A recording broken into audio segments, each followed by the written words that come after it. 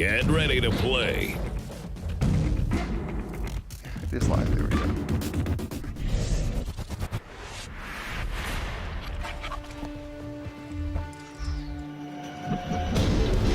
Rewriting the rules. Welcome to the Game Changers Talk Show. It's RUKE and several other characters, sometimes called friends, are gonna take you on an epic adventure of business insights and office mischief. Play along as we win the game of business. Let's play.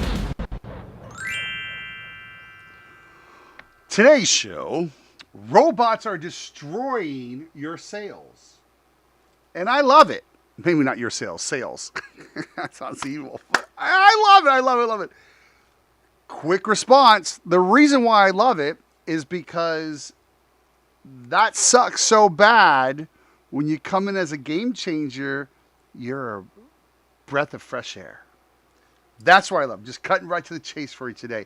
So yesterday we talked about the marketing, how the robots are destroying the marketing results. So that means that we have to be proactive in changing up our marketing, what we say, make sure it has no essence of chat in it, making things stand out differently. Even the formatting of how it's telling everybody to market the same thing, it's bad. So chat is telling everybody to market the same way. And what does that mean? Everybody's going to be invisible. It's telling everybody how to sell the same way. And the more AI that is out there, the worse it's getting. And I love it. I love it. This is, I'm going to say this, this is a renaissance in AI. Am I right? Wrong. This is a renaissance in humans. When you're talking about sales, when you're talking about service companies, people are sick of how people have abused the AI, the laziness. Now, there's some that are ridiculously powerful and good. Actually, I'm excited to introduce y'all because we've got a company coming in for this, and it's amazing. The mass out there are using it to put quick stuff out there, do the cash grab, least amount of work, and we're already tired of it, right? It's like, but what's beautiful is when a human steps in, we love that. We desire that. And so we're going to talk a little bit today about sales and how to do sales in a very human way that it's not AI. And it's going to be an open discussion because I want to hear about y'all's. I want to hear about your results, hear about what you do, and I want to know your questions. Yeah? So let's kick it off.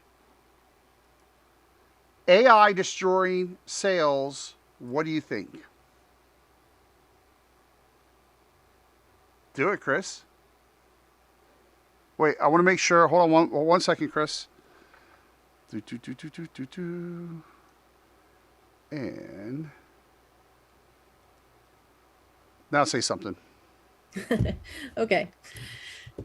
In my industry, it's a huge deal because people are trying to publish books that are written by AI or their emails or whatever, and AIs do not write like a human, no matter how good they are.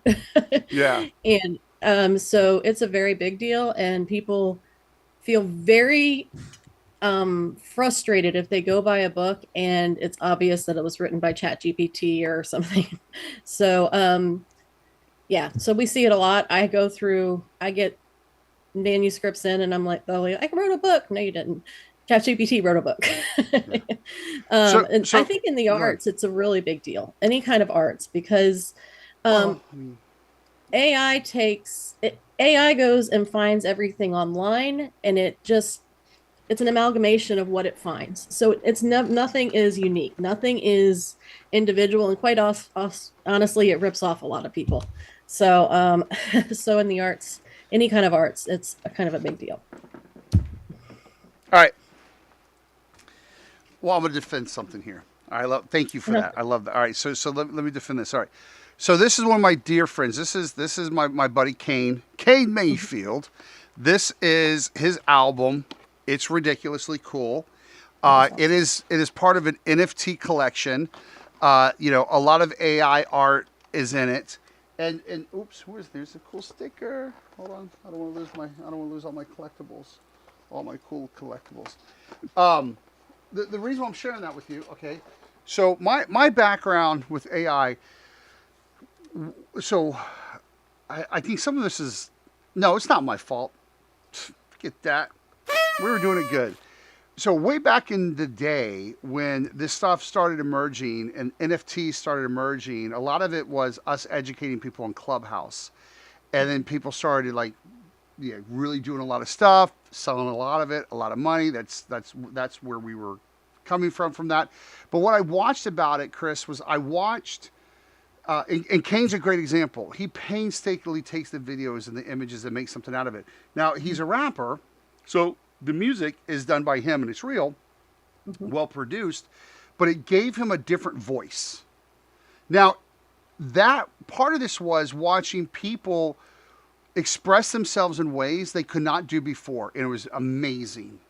It was ridiculous. It was a renaissance, and we're talking about several years ago. You know, again, I was there in the beginning, you know, and we ushered in a lot of artists, and it was amazing to watch that happen.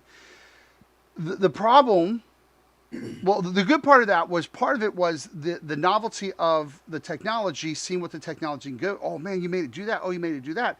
But it was more expressive ideas versus the quality of it. And so then as the businesses started coming in and the AI started evolving and they started using it, the problem is they're using it for real. So I don't mind AI if we know it's AI. You know, like my AI guide.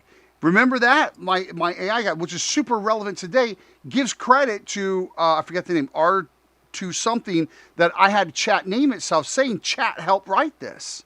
Right? But I think that's good. It's when we pose it as not, that we pose it as something else that is bad. And I'm not saying that it, you know, I guess we could have the conversation of the copyright and all that fun stuff.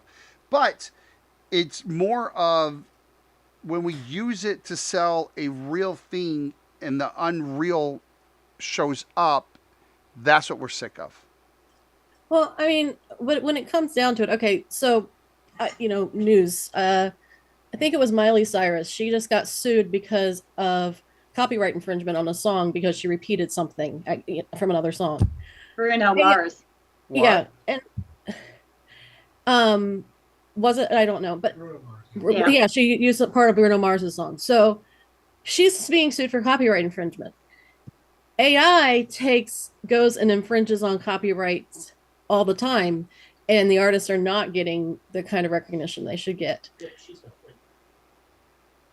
You don't let. Whole other conversation though. Might be another broadcast because I got a lot of strong opinions around that. However, the point of it is what you were saying is low effort stuff, and like Kane uses a ton of AI. It obviously is not low effort. Low effort stuff being peddled as high effort stuff. That's what's bad. Absolutely. That's what's bad. Yeah. And when we're talking about, so obviously that's ruined the product. The product is ruining it. When we're talking about the sales part of it, when I say the robots are destroying the sales, you know, and I love it because, you know, like I say this a lot, I'll say it again, we're amazing at LinkedIn. And one of the reasons why we are so amazing with our, and look, I'm looking at my friends right now, okay? So I want validation. I want the world to see this, right? So give me this moment. Our scripts that I write for you, use in your chat, are working. They're amazing. You're connected. Am I right, y'all? The reason why they're so good is because everybody else sucks so bad. And what's amazing about it is, and this is why I love it because when we start having conversations that are super real, that are not copy pastable, that are not AI, they are not trying to I've yet to see any AI through chat do any good job selling. Zero. It's a number game and it tricks people, but that's a whole nother conversation. I'm going to get into that in a second. But since it's so bad, when we come in the way we use as the game changers with our making sure right off the bat that we're saying something relevant, making sure that they know that we see and hear them, that we know something about them, that we're paying attention and actually making a conversation, not pitching. It's refreshing. It's so refreshing. The AI bot, which by the way, in LinkedIn, you can't use. It's against the rules, so you do not want to get locked out. But when you use that though, it's a number game. And here's the problem with this. This is the problem with the number game. It's all, and I understand sales is about numbers, and I like mine a little bit less, not the quantity, so that I can get to the quality. That's what's important. That said, when you get someone in and it's an artificial intelligence, it's artificial relationship.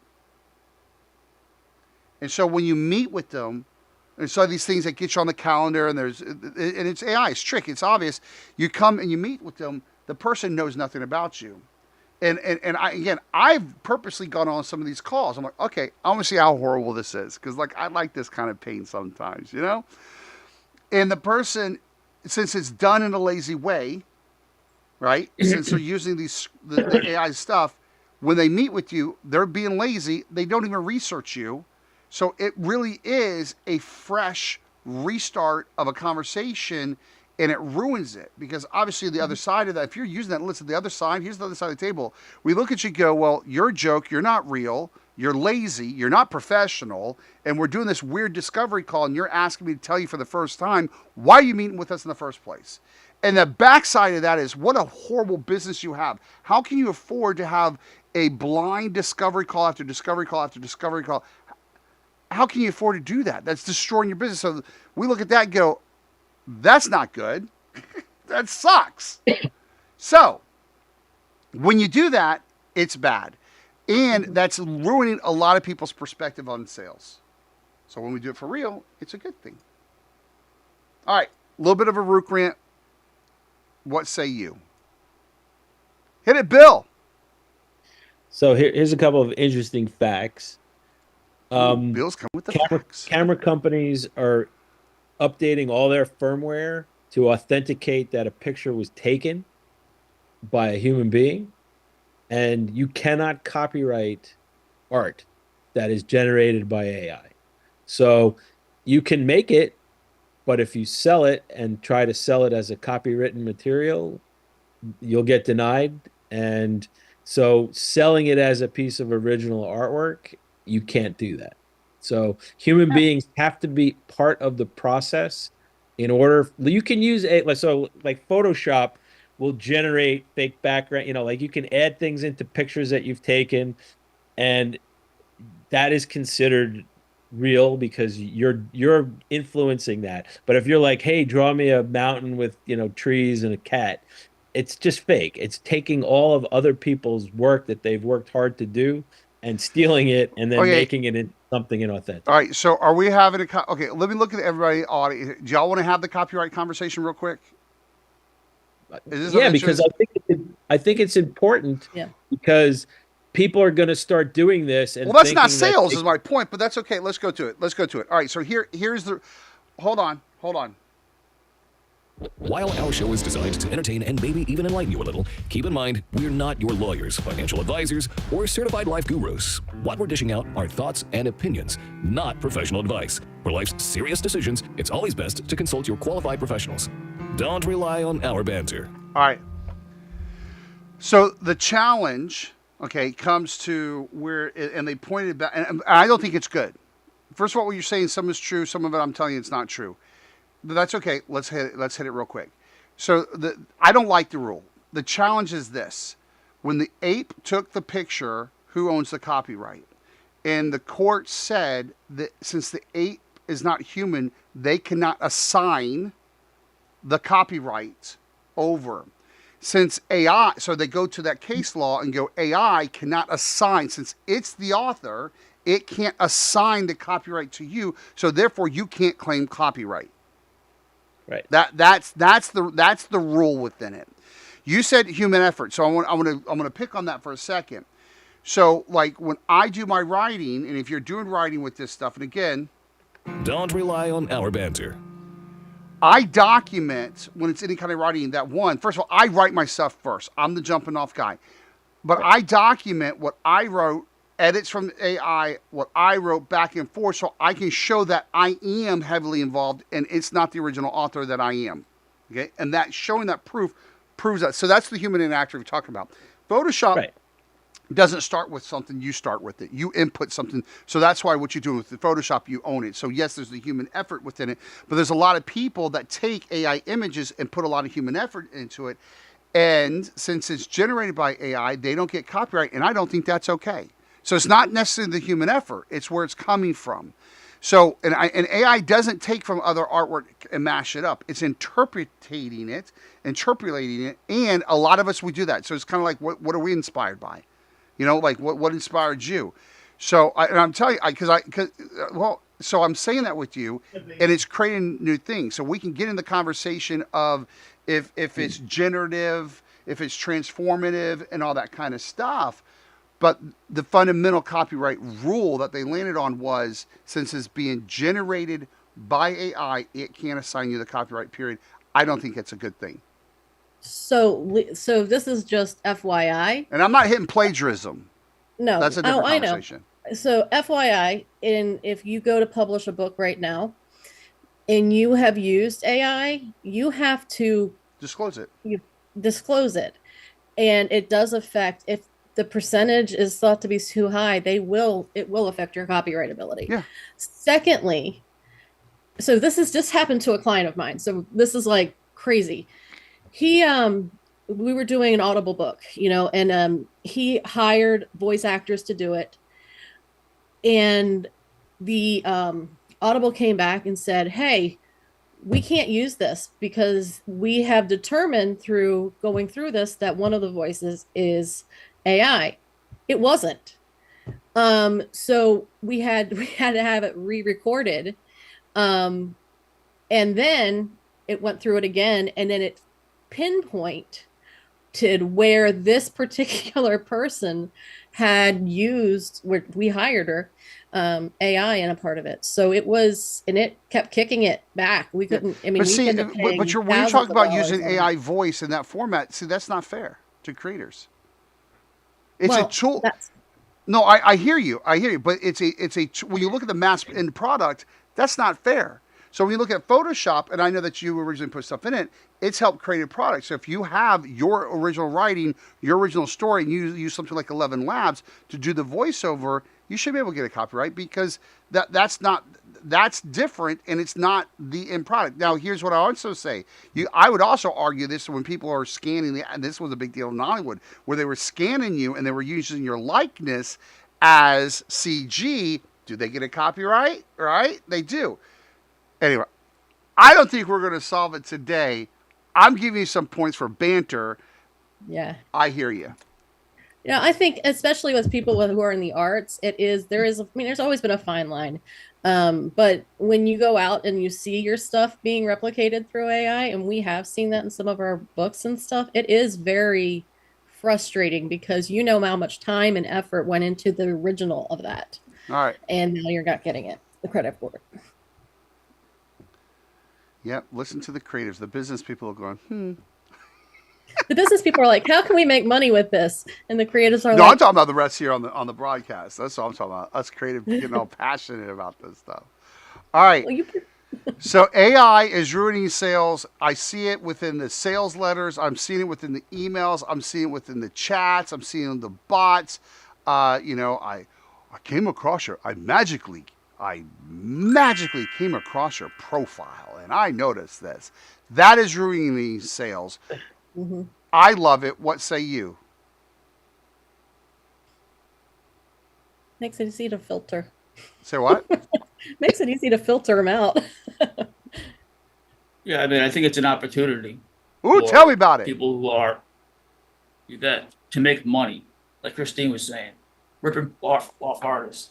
No, I think it's an opportunity to be, genuine, and it's not out there, and when it's, it is something that's not just right, but comes from a good place and human. There's more. It's just more valued now than it is. There's less of it. I think it's a good tool to help Right. you organize your thoughts. Like for me, I use it to create outlines. Mhm. And that saves me hours and hours of figuring that out. But then once I see all the, ideas, I write it in my own voice because I don't want it to sound like it's AI. Yeah. The best thing that I use it for is doing research, but I make sure that it cites the content and provides links so that I can cite it and check it. Yeah. And that's much faster than Yeah, that's a big going one. through Google. Yeah. Yeah. I mean, That it's is great for a helpful. lot of things, but I wouldn't use it as original, like try to pass it off as original content. But it's kind of like almost like I give the analogy like remember stock photography was like the Mhm. biggest thing on the planet for 10 minutes.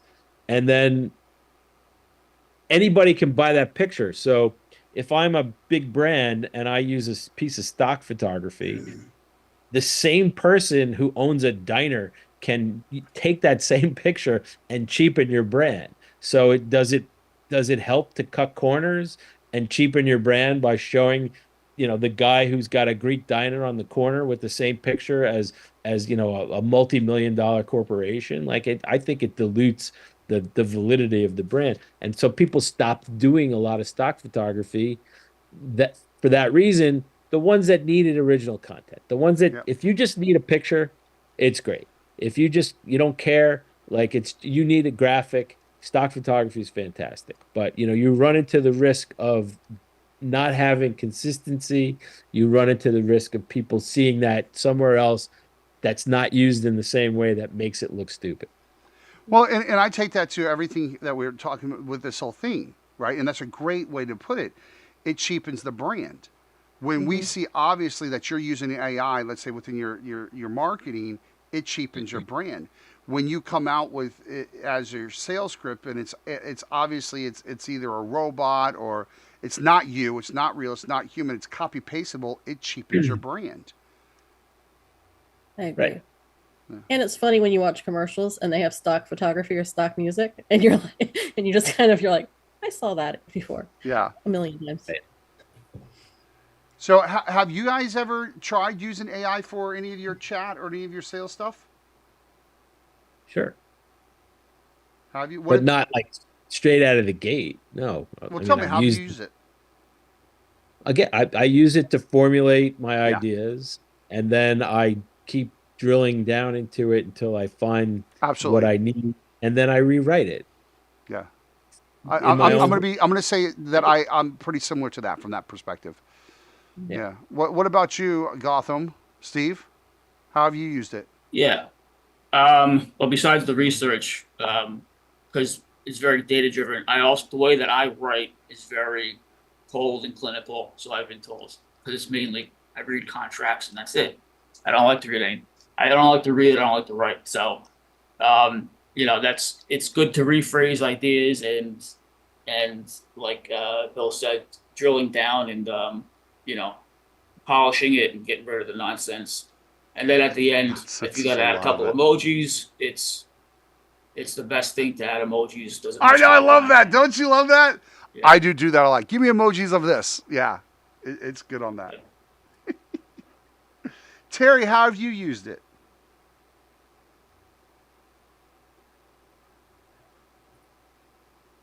I have used it. Okay.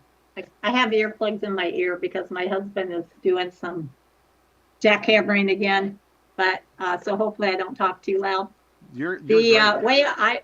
the way I've used it is because I'm getting ready to write 4 new books. And so I've been using that to try to come up with titles, table of contents, so forth like that. Yeah. Getting But I some- will not be using it. I will not be using AI to write my book though. No. That's cool. So, for sales, talk to me about sales. And from that, I'm talking about chat messaging, scripts, sales, emails. Where y'all at with that? What's your experience with that? So when I first started with you, you were teaching how to use ChatGPT, remember? Yeah, oh yeah. And like way back in the day. Um, And so I tried it then, and I didn't have as good a success as when just talking as a person. But I do find it's very helpful to get the research and outlines. Bill's right on outlines. Outlines are very helpful Yeah, because then, so that's what I use it for. cool. And I agree with you on that. Who else was saying something? Well, I think so. I've used it. I use it more like Bill does as well. I don't consider myself a creative like a few of you guys on here. So it helps me. Like if I just have a general thought, I can say, give me whatever 20 examples of this. And then of course, 90% of it's salesy type stuff. So I'm like, okay, well, I see what it was trying to do there, but I can't stand how it Yeah. actually wrote it. But then I can use my creativity to change that to my verbiage. The other thing I've used multiple times is write it in as if a kid was writing it, and then so then I can dumb it down a little bit, right? Or write it more in a goofy tone or something like that. That kind of gives me a little bit more ideas on how I would want to say it.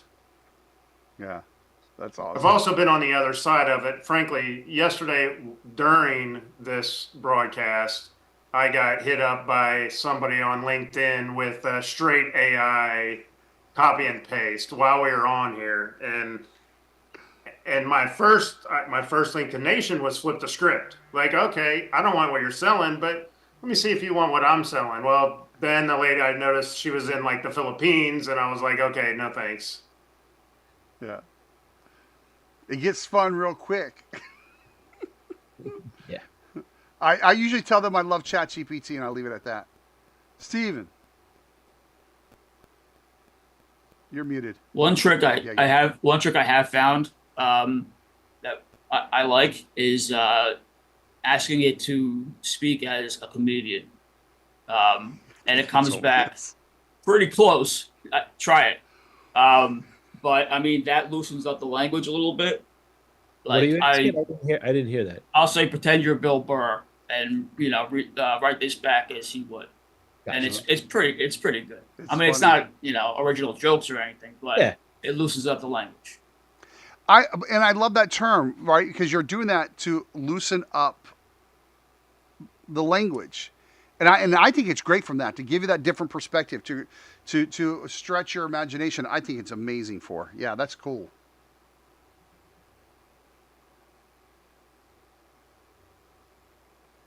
It's awesome. What do you think about like them resurrecting dead movie stars and putting them in things? Depends how dead. It's got to be a certain amount of years, No, like I mean, like 2 years.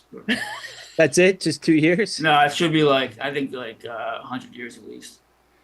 I think you know I don't care. I'm so sorry. Wait a minute. Hold on. Yeah, you're asking me personally. I don't care.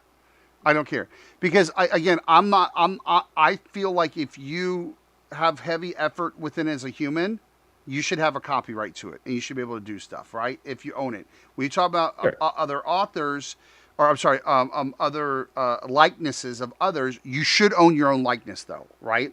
And so if you're saying that the family says okay and the trust says okay that you can use this likeness, why not? Totally cool. And I'm assuming it feels real, right? I'm not saying bad, right? So you're talking about how do I feel about resurrecting great characters? We recycle characters all the time.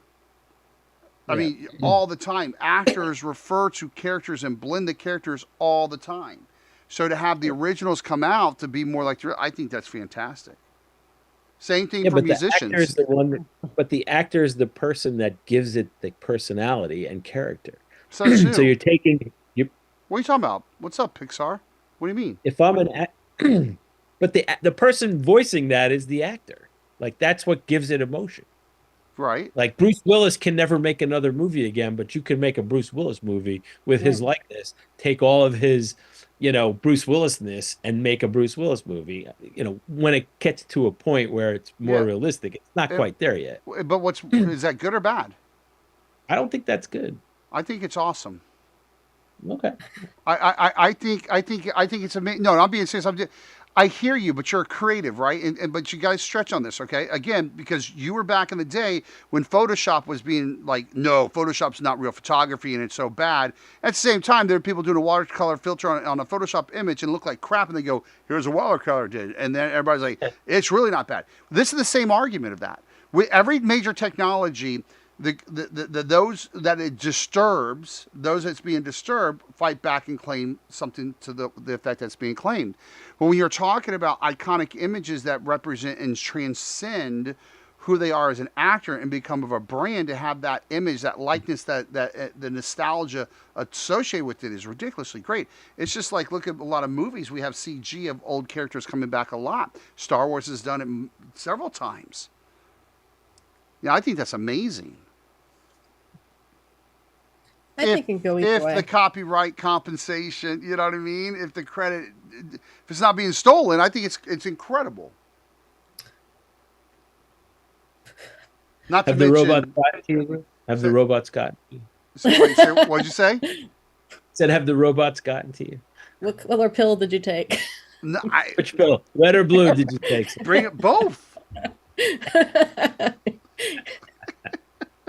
Both. I don't know.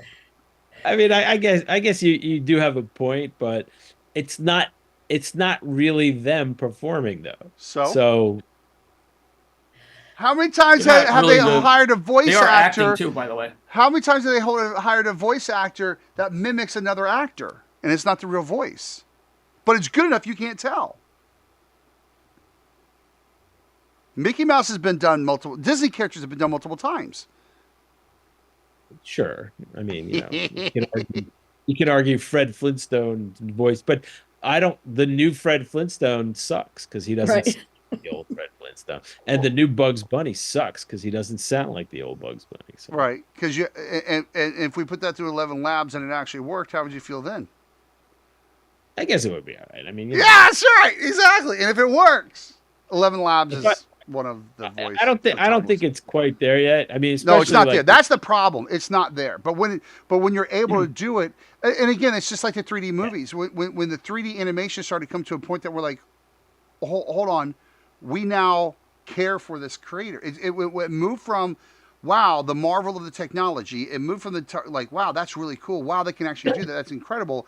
And then moved it into a spot where it hit the emotion like, oh my gosh, wait a minute, we actually care for this character and it's not real. It's just pixels. We're going to see the same thing with AI. And when that transitions, this is a different conversation. I guess so. Did you see that Nick Cage movie where he plays himself? No. It's called the Unbearable Weight of Talent or something. But he's having conversations with his younger self. Yeah. And then they CGI, like, de-age him, and it's just so weird. Like, it just doesn't look good at all. Well, there's some good. Well, have you seen? And this was done really well. The come on, the Three Mafia, De Niro, The Irishman. The Irishman. Yeah, Irishman. The Irishman. Yeah, remarkable. Yeah, but they're old guys. Like, it's their bodies still. They're like moving around. Like well, they say you said de-aged. It's de-aged. I'd say the de-aging worked really well on that. They de-aged their bodies though. That was totally goofy. Well, see, I haven't seen Nick's. But That's a good. He's an old man. He's 80 That's years a good old. point. His body is 80 years old. It's not like they de-aged his face, but he's moving around like he's in, he's got rickets, man. Yeah. But I mean, seriously though, there are moral implications because we talk about how this is like, I agree. like, when you have Photoshop or all these different things, but I do think that there is a level of difference here because even with Photoshop, there was originality to that to begin with. And if you have something that's completely made up without a person's input, and it's just an amalgamation of things that it has found online, the creativity has gone. We're just recycling other things, and I don't know. But see, I would argue the majority of stuff that we create is a recycling of other things. Yes. Right, and the problem of this is that it's doing it so quick those who actually put the effort get upset. You're more upset because you put effort in someone and someone did something quicker than you and had a level of success. That's part of our No. emotion. That's what, look, I get that too, though, right? It's like, oh my gosh, it's like, so like within the music industry, I love creating music, and I know there's AI music. I have friends who send it to me all the time. That's AI. I'm like, I can tell it's AI. Even this vocals, like I can tell it doesn't have the warmth of a human. Right? It can't do that. It will be there though, at some point. I personally enjoy the creative process of music. That's why I don't use it, because I enjoy it, and it's a big learning curve for me. But I actually enjoy the process, and I think that is cool. And like me, like a lot of my sounds I create are done in the field, right? Because I like that warmth and that consistency, and I tweak and do whatever. But that's me. I would disagree with your point that you get your feelings hurt because something is done faster and with some success. No, a To lot of me- creatives are though. That's a lot of that's the when you peel it back, that's what that people always have FOMO. But go ahead. No, for me, it's more about the originality of the thought. I have, if one of my authors, or even when it's done, like take an author from 200 years ago, the originality of that thought, to have it stolen and repurposed, which, you can argue that people recycle or whatever, but it bothers me deeply that we're going to see more and more of this and less of the creativity, because people are inherently creative, I agree. even when they think they aren't. I agree. But you must hate Disney. I would not use Disney. Okay, I can't say this because you're Floridian.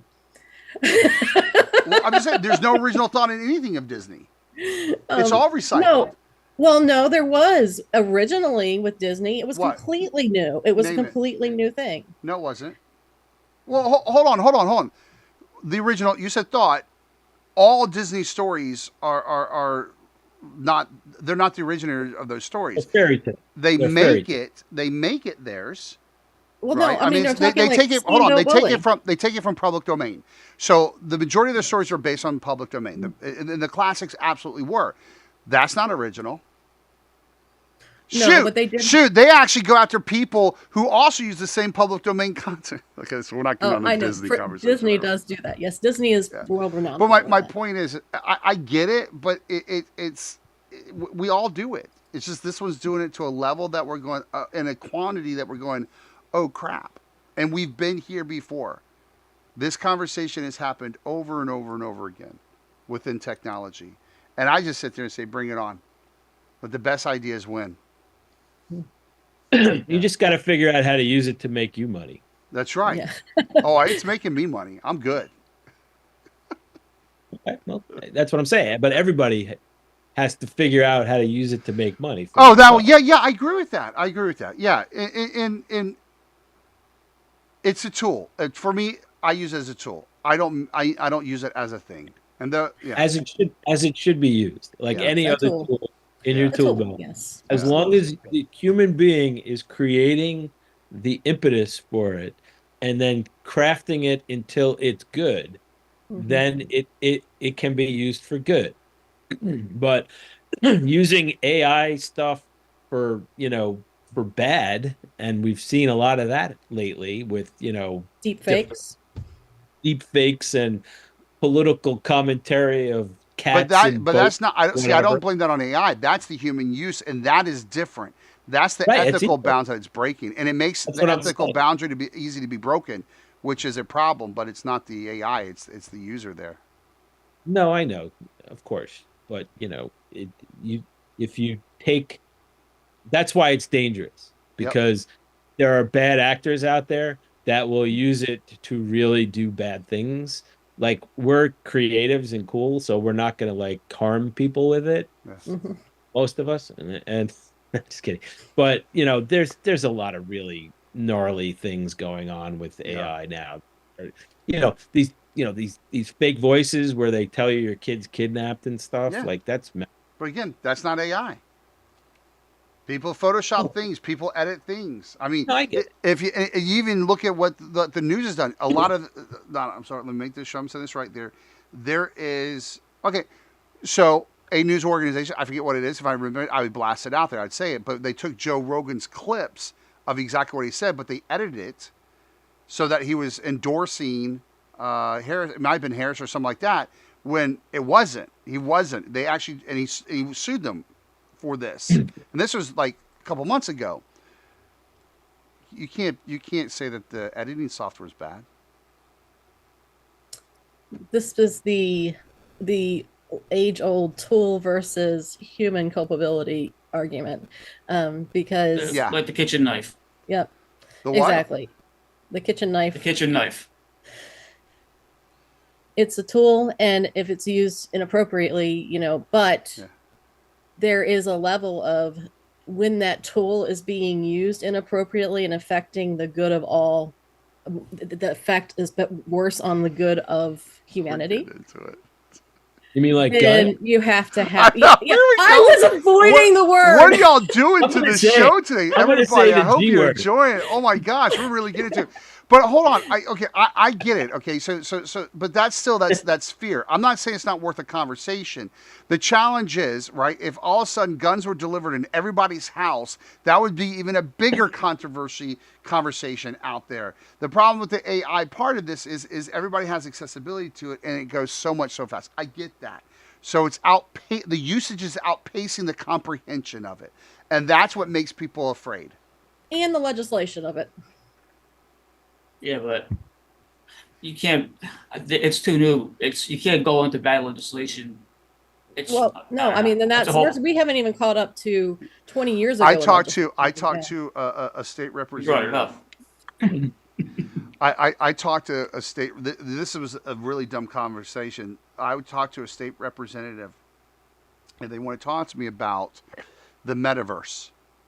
All right, and how that's going to be bad, and how they're against it. And she was in charge of part of the special committee to investigate the metaverse, to regulate it, right? And this was I'm going to say 2 years ago, maybe 3 years ago. And I was talking to her, and she was telling me how the metaverse is bad, and it's screwing things up, and it's breaking privacy. And I'm going, by the way, full disclosure for all, I do still to this day own digital land, and I love it. Just let you know that. I'm one of those guys. And I finally said that, because as she was saying, I'm like, she's not talking about the metaverse, because she's talking about how like the people within the special committee really is upset and really afraid, don't want this to happen. And I said, are you talking about Meta, like Facebook? And she's like, yeah. I said, that has nothing to do with the metaverse. That's just a dumb brand decision. So I'm not for regulating. And Steve, I freaking love it. He owns a Star. That was a big thing. Remember? I remember. Right, you can buy a star. You can buy a Have star a name named after after your kid. All right. Yeah. All right. So with that said, How else can we distract Rook today and get him up? this is good. This is good. He's- Anybody want to add anything else to the table? Let's just get it all out there. Are we good? I actually, John, I want hit to kind it. of bring us back a little bit there, Rook, because I think what you said early on makes sense. Yeah, I mean, this is going to leave a big vacuum for real people, Yeah. right? From a sales perspective, it's going to leave a big vacuum if everybody is going full bore into, and not everybody, but if more people are going full bore into let AI write these scripts for me, and then I'll just hammer a million out on the internet every day, and they're playing a numbers game, right? And those numbers will work to their advantage eventually. However, To a degree. to a degree, Yeah. right? And to what level of a degree that's going to get you? Like, so for instance, in financial services, like, what kind of deals are you going to get out of these, right? You're not anybody who you're trying to help with their money, who actually has a bunch of money, is going to see that. They're going to be like, up AI, click, up AI, click, up AI, click, right? So then that leaves that vacuum for real humans to step in there, right? So then when they do see the howdy, which I can't do howdy, but when they see howdy, right? When they see good day, when they see you look awesome or you're cool, like, okay, that's not AI saying this, right? So I think that kind of should it make us all feel better that there's that opportunity there for us all to step into that vacuum and be able to build those connections that we need to make.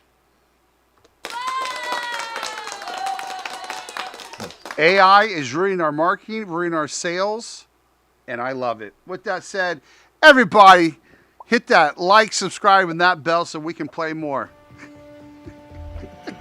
Thanks for playing. Got something to say? Reach out at Thank you, Sean, for play bringing at us back on point. GameChangersTalkShow.com.